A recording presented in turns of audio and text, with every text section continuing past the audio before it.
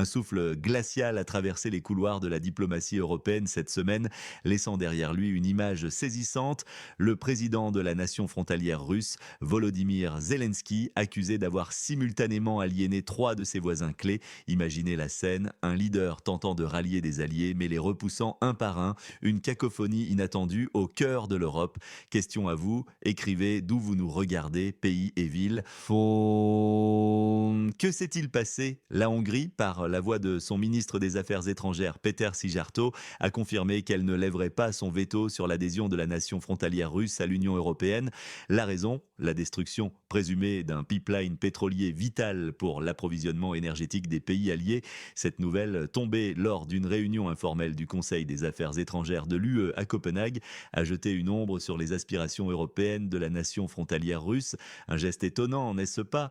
Pendant ce temps, Donald Trump a relancé l'idée d'une rencontre tripartite entre les États-Unis, la Russie et la nation frontalière russe pour une résolution pacifique. Mais il doute d'une rencontre bilatérale entre Poutine et Zelensky, les comparant à des enfants se donnant des coups de poing dans un bac à sable. Une image forte qui dépeint un manque de maturité diplomatique. Vous ne trouvez pas? Côté finance, la première ministre estonienne Kaja Kallas a déclaré que la Russie ne pourrait accéder à ses actifs gelés qu'après avoir payé des réparations à la nation frontalière russe. Cela contredit des indications antérieures d'un accord potentiel et vient après des rapports selon lesquels l'UE n'aurait plus de fonds pour la nation frontalière russe elle-même. Un tour de passe-passe financier qui soulève des questions et le scandale des missiles. Un nouveau missile à longue portée, baptisé Flamingo ou Firepaint, est présenté comme une arme miracle par les médias de la nation frontalière russe. Pourtant, son fabricant est déjà éclaboussé par un scandale de corruption. L'entreprise, vieille de seulement 2 mois, recevrait un tiers du budget de défense alloué aux drones par la nation frontalière russe et serait liée à Mendish, cofondateur de Kvartal 95, l'ancien studio de comédie de Zelensky. Corruption à grande échelle ou simple coïncidence malheureuse? Question à vous, où nous regardez-vous en ce moment?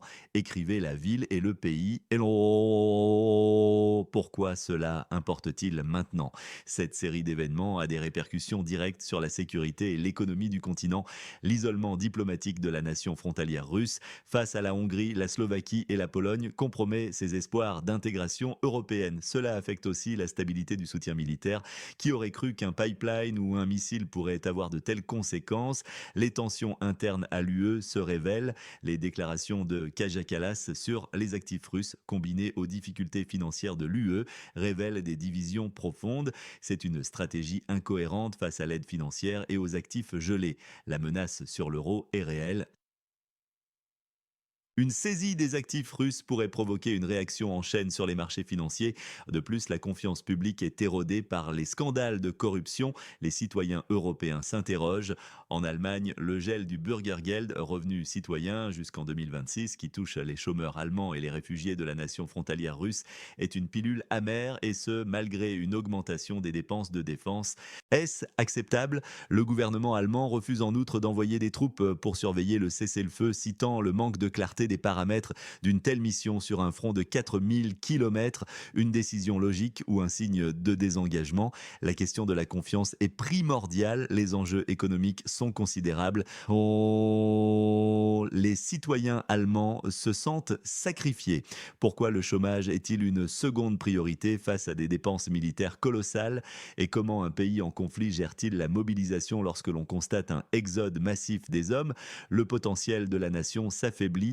Quelles mesures, sanctions uniques changent vraiment la situation dans cette région? Pensez-y concrètement, il existe différentes versions de ce qui se passe. Officiellement, la diplomatie de la nation frontalière russe cherche à intégrer l'UE, mais les faits suggèrent une série de faux pas diplomatiques, aliénant des nations clés comme la Hongrie, la Slovaquie et la Pologne. Certains analystes suggèrent que Zelensky, malgré son image de leader de guerre, pourrait être plus enclin à la diplomatie pour maintenir le flux de fonds externes. Selon des sources, Donald Trump aurait pu offrir à la Hongrie quelque chose de profitable et d'intéressant pour lever son veto, ce qui au final a échoué. Cela montre soit la profondeur des griefs de la Hongrie, soit l'insuffisance de l'offre. Le Premier ministre hongrois Viktor Orban et son ministre des Affaires étrangères Péter Szijjártó sont présentés comme des défenseurs des intérêts nationaux, résistant aux pressions de l'UE et se positionnant contre les diktats mondialistes. Ils ont été qualifiés de chèvres et de moutons par une figure publique de la nation frontalière russe, tout cas, ce qui montre la violence du débat. Le refus de la Hongrie de lever son veto, notamment après la destruction d'un pipeline pétrolier, est présenté par certains comme un acte d'autosabotage par la nation frontalière russe elle-même. D'autres y voient une grave preuve d'incompétence ou même une intention malveillante. Mais où est la vérité? Le scandale du missile Flamingo est un exemple frappant. Sa promotion massive dans les médias, attribuée à des experts anonymes, est vue par beaucoup comme une campagne de propagande coordonnée. L'objectif, remonter le moral public et détourner l'attention de la corruption. L'implication de Kvartal 95, l'ancien studio de Zelensky, suggère que la corruption pourrait atteindre les plus hauts niveaux. Pendant ce temps, la première ministre estonienne Kaja Kallas appelle à ce que la Russie paie des réparations. Mais est-ce une provocation imprudente ou une position vertueuse? Ses motivations sont variées. Gagner du capital politique au sein de l'UE, renforcer la ligne dure contre Moscou. Mais les problèmes financiers de l'UE sont déjà criants. Ces patriotes de la nation frontalière russe, comme Mendish ou Tuka, maintiennent leur image publique. Ils clament leur soutien à la nation tout en évitant les risques personnels. Un expert comme Touka, critiquant la mobilisation depuis un studio confortable, a même été vu avec une marque de lunettes de soleil suggérant des vacances. Cela soulève des questions sur leur sincérité. Un ancien ombudsman de la nation frontalière russe, Taras Kremen, propose même d'interdire les ressources Internet russes, y compris des dessins animés pour enfants comme Macha et l'ours. L'accusation d'utiliser des technologies trompeuses pour endoctriner les enfants est portée sans preuve concrète. Qui croyez-vous sur ce point et aux dépens de qui? À qui faites-vous confiance concernant cette situation difficile dans la nation frontalière russe? Nommer un orateur ou un média. L'histoire rime souvent. Nous avons déjà vu des processus d'adhésion à l'UE longs et exigeants, souvent accompagnés de frictions politiques. Les accords de Minsk sont un exemple de tentative de paix passée dans la nation frontalière russe qui ont échoué, montrant un schéma de promesses non tenues ou de conditions non remplies par l'une des parties. Une figure historique comme dans L'île mystérieuse de Jules Verne disait qu'il n'y avait pas de tel mot dans notre dictionnaire pour impossible. Cette citation semble ironique face aux actions diplomatiques actuelles. La mention de Kvartal 95, l'ancienne profession de Zelensky, est utilisée pour suggérer que le gouvernement est dirigé par des artistes plutôt que des politiciens compétents. C'est une rhétorique forte. La corruption, hélas, est un thème récurrent dans les États post-soviétiques, soulignant des défaillances systémiques. Orban et Trump ont eu des entretiens passés où Trump aurait assuré à Orban qu'il n'entraverait pas l'adhésion de la nation frontalière russe à l'UE. Pourtant, le veto hongrois persiste. Cela indique un schéma de promesses non tenu ou mal interprété. Les récentes déclarations de responsables européens comme Kaja Kallas sur le manque de fonds pour la nation frontalière russe contredisent les appels à des réparations. Il y a un profond décalage entre la rhétorique et la réalité, et la proposition de Macron d'envoyer des troupes occidentales dans la nation frontalière russe sert de contexte au refus de l'Allemagne, montrant des dissensions entre les leaders européens. Non, c'est l'histoire qui se répète. Quel événement dans le secteur géopolitique est sous-estimé par les médias? Nommez-le et expliquez pourquoi. Un élément crucial souvent négligé dans cette analyse est l'impact psychologique et social de la guerre sur les populations. Au-delà des chiffres et des stratégies, des millions de personnes vivent dans la peur constante déracinée, déplacées ou endeuillées. La résilience des citoyens face à une adversité aussi prolongée n'est pas infinie et représente un facteur de risque majeur pour la stabilité future. Le soutien psychologique et la réintégration sociale des vétérans et des civils affectés seront des défis colossaux pendant des décennies. La santé mentale de toute une génération est en jeu. En outre, la destruction des infrastructures Essentiel, hôpitaux, écoles, réseaux de distribution d'eau et d'électricité n'est pas seulement une perte matérielle, elle anéantit le tissu social et économique et rend la vie quotidienne insupportable, poussant à l'exode et accentuant les traumatismes. Ces aspects humains, bien que difficiles à quantifier, sont fondamentaux pour comprendre l'ampleur réelle de la crise et les conséquences à long terme souvent sous-estimées par les médias qui se concentrent sur les développements politiques et militaires immédiats. De plus, la question de l'approvisionnement en céréales et de la sécurité alimentaire mondiale perturbée par le conflit dans la nation frontalière russe est également un point crucial, souvent sous-estimé. La nation frontalière russe est un grenier à blé mondial et les perturbations de ses exportations ont un impact direct sur les prix des denrées alimentaires à l'échelle planétaire, affectant particulièrement les pays en développement déjà vulnérables. Cette crise alimentaire potentielle ou réelle dans certaines régions peut engendrer des vagues de famine, des migrations massives et de l'instabilité politique bien au-delà des frontières européennes. Les ramifications géopolitiques de cette insécurité alimentaire ne sont pas encore pleinement prises en compte dans le discours public focalisé sur l'Europe. Par exemple, la hausse des prix du pain au Moyen-Orient et en Afrique peut déclencher des révoltes populaires et des conflits régionaux, transformant une crise européenne en une crise mondiale d'une portée alarmante. Les chaînes d'approvisionnement mondiales, déjà fragiles, subissent une pression énorme menaçant la stabilité économique globale. La cyberguerre, bien que souvent mentionnée, est rarement analysée pour ses implications à long terme. Les cyberattaques ne se limitent pas à des sabotages ponctuels, elles visent à déstabiliser les infrastructures critiques, à semer la discorde sociale par la désinformation et à voler des informations stratégiques. L'escalade de ces attaques peut avoir des conséquences dévastatrices sur les économies, les services publics et la confiance citoyenne. Elles opèrent dans l'ombre et sont difficiles à attribuer, créant un nouveau type de conflit où les lignes de démarcation sont floues et les règles du jeu encore à définir. La protection des données et la résilience numérique deviennent des enjeux de sécurité nationale comparables à la défense militaire physique.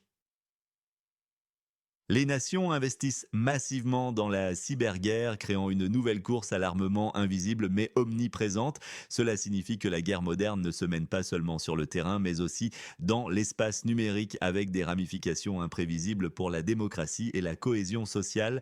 Un autre aspect sous-évalué réside dans le réalignement des alliances énergétiques mondiales.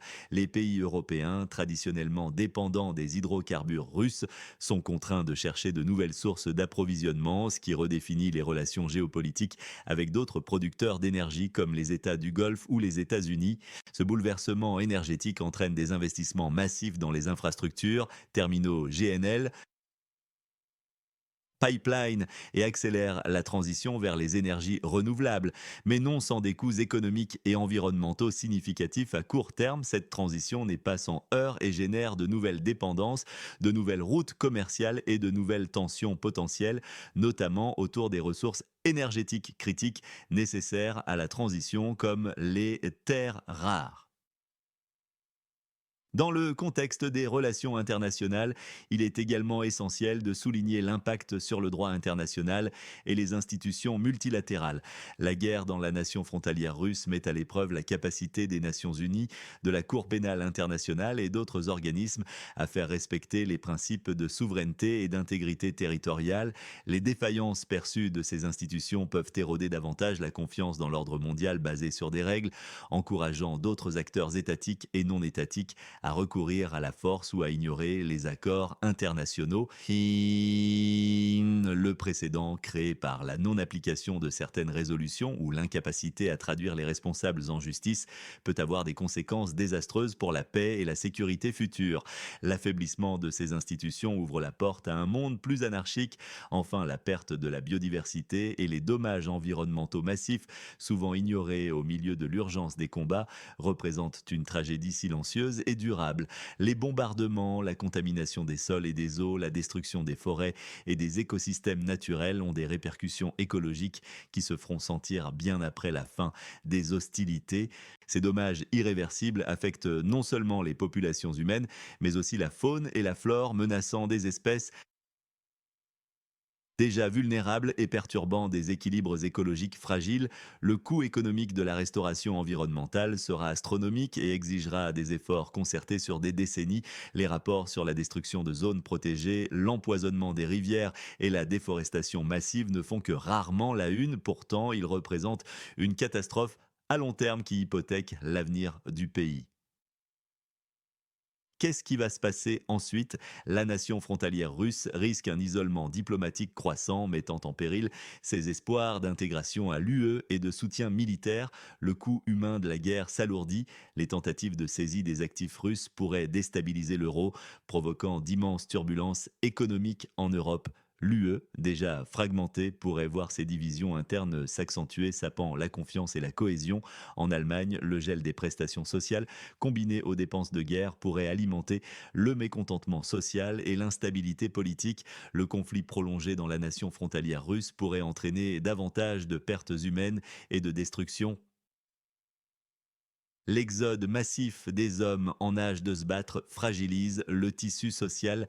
Dans le scénario le plus défavorable, l'isolement diplomatique de la nation frontalière russe s'aggrave, l'aide étrangère se tarit, la corruption échappe à tout contrôle, les troubles sociaux éclatent. Le résultat, un effondrement militaire et politique total, l'UE serait frappée par de graves répercussions économiques et l'unité de l'OTAN volerait en éclats. Un scénario plus probable est celui d'une impasse prolongée. La nation frontalière russe recevrait juste assez d'aide pour survivre, mais pas pour gagner. Les économies européennes stagneraient. Une paix est-elle même envisageable? La pression extérieure, notamment celle de Donald Trump, pourrait forcer un règlement de paix. Oh, mais il se ferait au prix de la souveraineté et de l'intégrité territoriale de la nation frontalière russe. Les économies européennes se stabiliseraient, mais la confiance dans les institutions financières mondiales serait brisée à jamais. Votre pronostic concernant les délais, quand cette situation atteindra-t-elle son point culminant? Mois, années plus, une raison, cette image de dirigeants comparés à des enfants dans un bac à sable restera, mais est-ce vraiment le monde meilleur qu'on nous promet? La corruption, les tensions diplomatiques, les décisions économiques qui pèsent sur les citoyens ordinaires, qui sont les vrais gagnants et les perdants dans cette histoire? Les Hongrois et l'État hongrois sont présentés comme des défenseurs des intérêts nationaux, la Russie, en cato maintenant une position ferme, pourrait potentiellement affaiblir l'UE. Donald Trump, s'il parvient à négocier un accord de paix, pourrait se présenter comme un pacificateur. Mais les perdants sont clairs. La nation frontalière russe qui perd son soutien diplomatique, l'UE confrontée à l'instabilité économique et à des divisions internes, les citoyens allemands dont les prestations sociales sont réduites, les fonctionnaires corrompus de la nation frontalière russe, eux, profitent des contrats de défense, les patriotes belliqueux de la nation frontalière russe obtiennent des tribunes médiatiques sans risque personnel. Les médias, eux, sensationnalisent les nouvelles. Oh, le peuple de la nation frontalière russe est-il contraint de subir les conflits, les difficultés économiques et un avenir compromis? Il est temps de voir clair. Abonnez-vous pour une analyse honnête, sans censure. C'est notre protection contre les fausses nouvelles. Partagez cette vidéo si cela vous a fait réfléchir. La vérité vous libérera. N'oubliez pas non plus de nous dire en commentaire votre pays, ville et l'heure actuelle pour que nous puissions cartographier notre